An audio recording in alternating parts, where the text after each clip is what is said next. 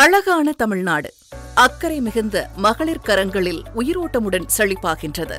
அந்த செழிப்பிற்கு கலைநயத்தையும் உயிர் வளத்தையும் சேர்ப்பது ஊரக பகுதிகளில் இயங்கும் தொழில் நிறுவனங்களாகும்.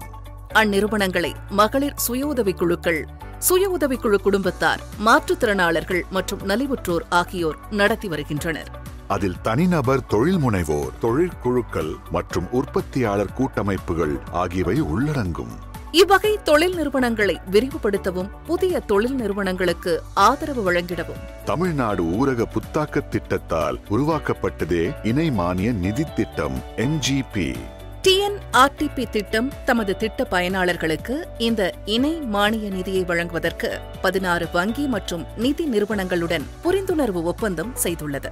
இந்த இணை மானிய நிதியானது தமிழ்நாட்டில் 31 மாவட்டங்களின் 120 வட்டாரங்களில் 3994 ஊராட்சிகளில் உள்ள தொழில் நிறுவனங்களுக்கு வழங்கப்படுகிறது. இணை மானிய நிதி திட்டம் MGP என்பது முதல் முறை தொழில் முனைவோர், பெண்கள், மாற்றுத்திறனாளர்களின் நிறுவனங்கள், தொழிற்குழுக்கள், உற்பத்தியாளர் கூட்டமைப்புகள் மற்றும் வங்கிகளால் கடன் வழங்க சவாலாக கருதப்படும் நுண், குறு மற்றும் சிறு நிறுவனங்கள் ஆகியவற்றுக்கு முறைப்படுத்தப்பட்ட நிதி நிறுவனங்களிடமிருந்து நிதி சேவை பெறுவதை இலக்காக கொண்டு செயல்படுகிறது.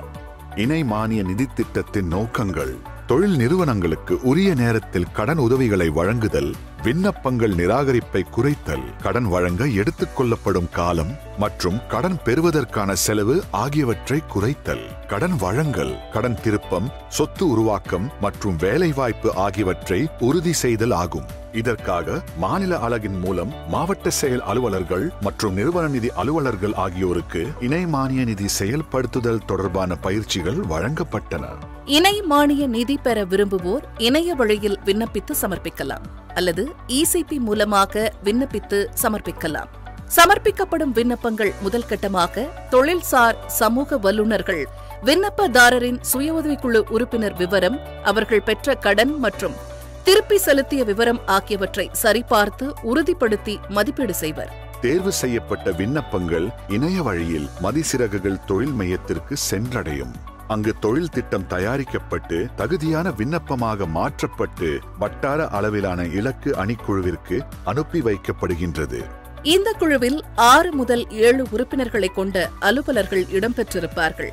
இந்த குழுவினர் தொழில் முனைவோரை நேரடியாக சந்தித்து தொழில் முனைவோரின் தொழில் அனுபவம், எதிர்கால திட்டம், கடன் பயன்படுத்தும் திட்டம் போன்றவற்றை குறித்த நேர்காணல் மூலம் ஆராய்ந்து விண்ணப்பங்களை வங்கிக்கு அனுப்ப அல்லது நிராகரிக்க முடிவு செய்வர். இக்குழுவினரால் தேர்வு செய்யப்பட்ட விண்ணப்பங்கள் இணைய வழியாக வங்கிகளுக்கு சென்றடையும். இத்திட்டத்தின் மூலம் புரிந்துணர்வு ஒப்பந்தம் செய்யப்பட்டுள்ள அனைத்து வங்கிகளுக்கும் வழங்கப்பட்டுள்ள லாகின் பாஸ்வேர்டை பயன்படுத்தி வங்கி மேலாளர்கள் விண்ணப்பங்களை ஆய்வு செய்வர். ஆய்வின் அடிப்படையில் வங்கி மேலாளர் தொழில் நிறுவனங்களை நேரடியாக ஆய்வு செய்து கடன் வழங்கும் உத்தரவினை பிறப்பிப்பார் அல்லது நிராகரிப்பார். தேர்வு செய்யப்பட்ட விண்ணப்பங்களுக்கு மாநில அலுவலகத்திலிருந்து மானிய நிதி குறிப்பிட்ட வங்கிகளுக்கு அனுப்பி வைக்கப்படும். வங்கிகள் முழு இணை மானிய நிதியை சேர்த்து முழு கடன் தொகையும் தொழில் முனைவோர்களுக்கு கடனாக வழங்குகின்றன. அத்துடன் இணை மானிய நிதியில் பயனடைந்து வரும் நிறுவனங்கள் நல்ல முறையில் இயங்குவதை ECPக்கள் கண்காணித்து தேவையின் அடிப்படையில் உதவிகளை செய்து வருகின்றனர். தொழில் முனைவோர்களின் கடன் திருப்பத்தையும் உறுதி செய்து வருகின்றனர்.